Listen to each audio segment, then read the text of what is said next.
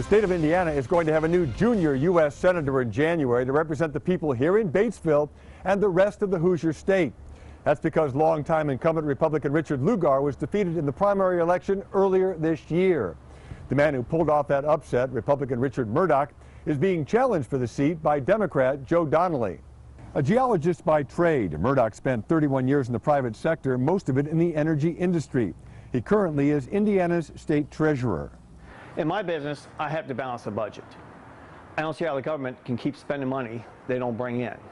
So, would you support a balanced budget amendment?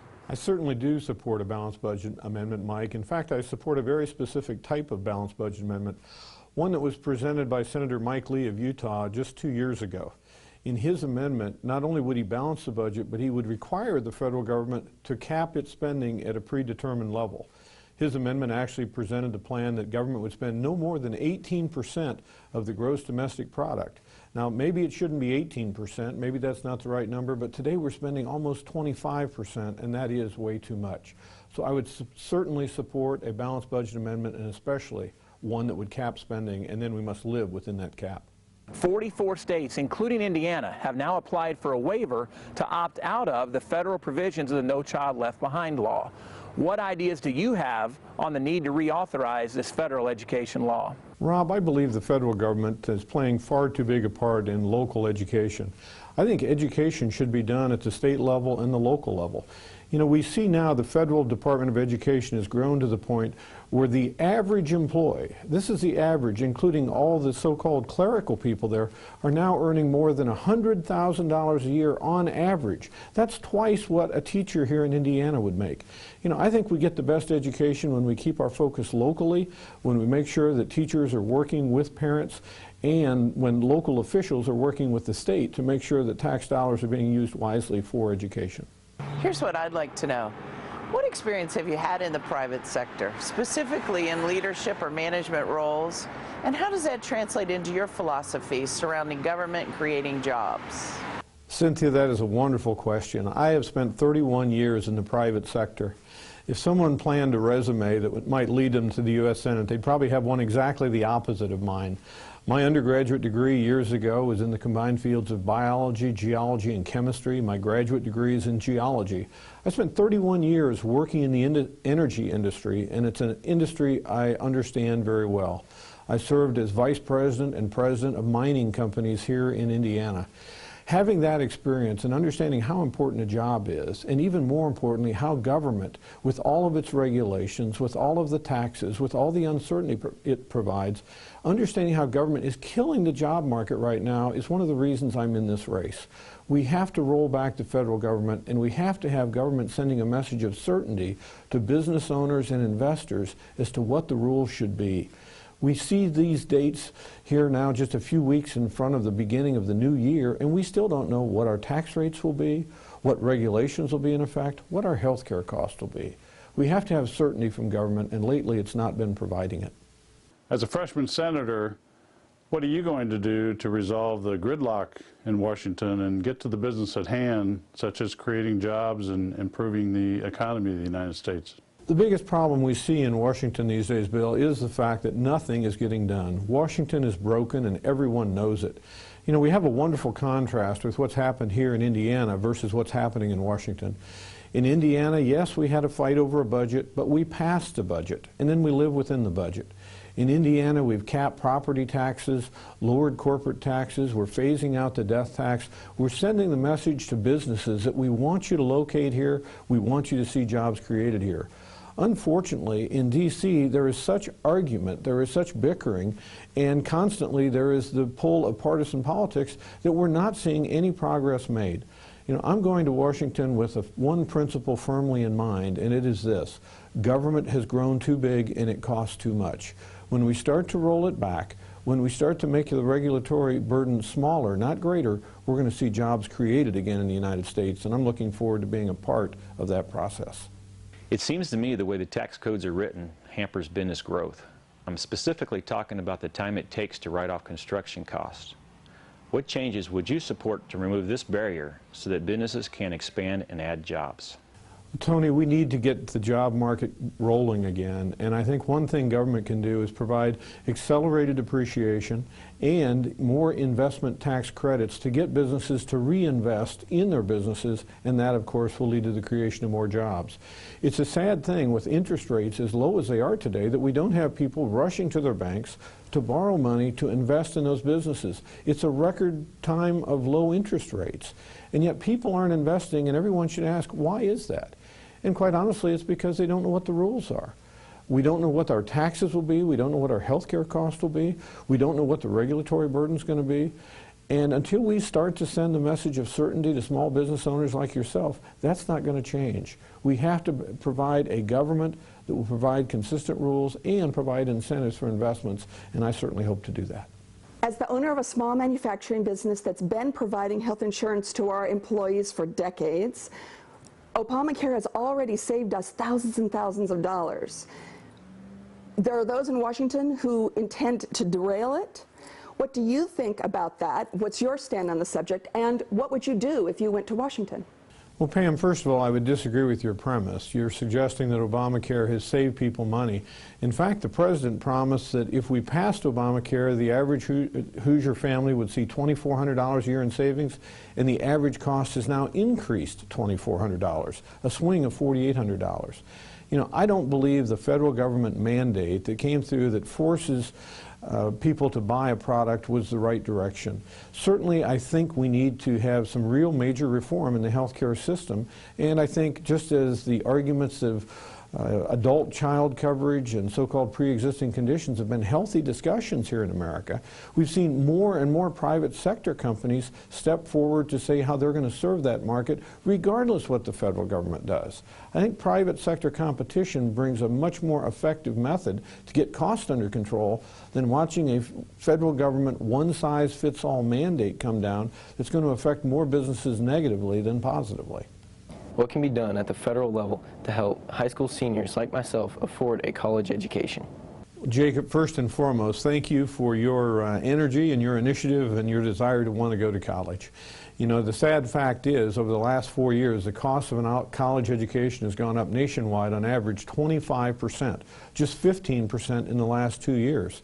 As state treasurer here in Indiana, I dramatically reformed the College Savings 529 plan.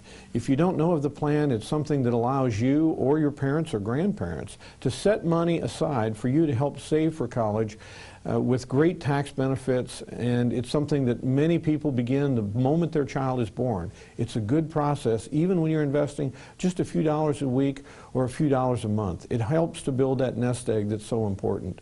The other thing that we have to do, though, to make college more affordable is to have the federal government's role in it diminished, not added to. You know, just last year it was very disturbing to me that a great business here in Indiana called Sallie Mae was put out of business effectively by the actions of the federal government. And what did Sallie Mae do? It made student loans available so young people could go to college. The federal government has taken over that program. I've never seen yet a program where the federal government comes in and runs it, where cost goes down and effectiveness goes up. I think it's a bad trend. I think we need to incentivize more and more people to save early for themselves and to make sure they're prepared and have access to Pell Grants and other student grants through the federal government. HUD is pushing to put a stay limit of 20 days on residents in homeless shelters. This requires that the homeless would leave the shelter and move into taxpayer-supported housing before the shelter can really help them make any changes. What would you do to help shelters accomplish their goal of returning the homeless back into their communities as productive citizens? I think the federal government has, by putting such rules in place, really gotten in the way of what happens so well at the local level. You know, when I was a county commissioner in Evansville, the sole Republican on that 3-member board, I put together a plan for something that was known as welfare to work. It was during the middle 1990s when a lot of people were rolling off welfare, just as you're suggesting those people are coming out of that 20-day period. And we put together a program that allowed them to continue to get, at a decreasing level, different types of subsidies, different types of help, so they could move from the welfare process truly into the work environment. We helped provide job training costs, and we even helped them get through those difficult times in life. If the car wouldn't work, they couldn't get to work, they would lose their job, we would help provide car repair in such a case. It was done in a structured way with limited benefits defined by each person by so many dollars over a certain period of time. That's the kind of government reform done at the local level that I think is critical. You know, Americans are the most generous people on earth, and God bless us that we are that way. We recognize there are always those who will need help, and we step forward to do so. You know, I think we need to continue to help those who most need our need, and certainly we can do that best at the local level and have fewer government regulations getting in the way of doing the good work your agency does. Medicare Part D has made prescription drugs more affordable for seniors, but those with high drug expenses will exceed coverage limits and fall into what is known as the donut hole. Some seniors may be forced to choose between the expenses of daily living and their prescription medications. The Patient Protection and Affordable Care Act, otherwise known as Obamacare, is gradually closing this gap in coverage and promises to fully close the donut hole by 2020. If Obamacare is repealed, how do you propose to protect these seniors who would again fall in the donut hole and cannot afford their prescription medications? Well, first, I think Medicare Part D was a good step and obviously is providing much needed care and those medicines that seniors need. But I also think much of Obamacare was headed the wrong direction, and I would support its repeal. You know, I think one of the most troubling aspects of Medicare is, of Obamacare, is that it stripped $716 billion out of Medicare. I think that's the wrong thing for our seniors. And I know some on the other side of this in the political environment say, oh, we really didn't take $716 billion out. Well, yes, they did. And where those cuts are being made are specifically from payments that would be made to doctors and hospitals to provide for our seniors through the Medicare program. I believe we need to repeal Obamacare and replace it with a system that is much more patient-centered, that isn't allowing the federal government to get between a doctor and the patient, and we need to have a system that provides more competition. And certainly that's one of the things that's made Medicare Part D more successful, is that the pharmaceutical companies are competing for that business. You know, the competitive system, the free market system can work, yes, even in health care, when we get the government out of the way. What are the main legislative objectives you would like to focus on in the future?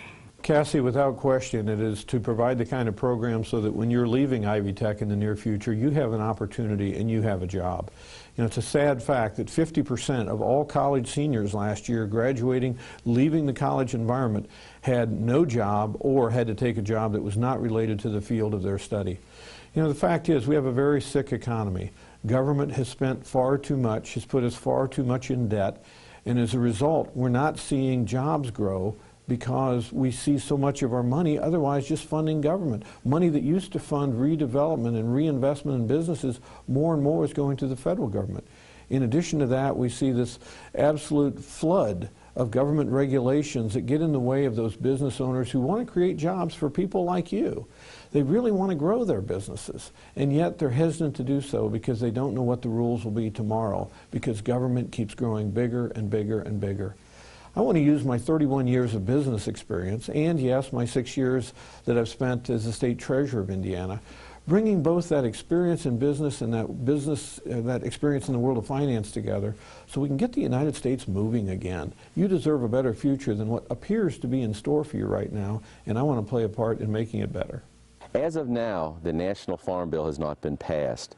This makes it very hard on Indiana family farms to budget their money for the following year. If elected, what will you do to get these bills passed? Well, Mark, I'll certainly work with people on both sides of the political aisle to make sure we do get good regulation passed. You're exactly right. The Farm Bill has not passed, and what I'm hearing in Washington is no one expects it to pass even during the lame duck session.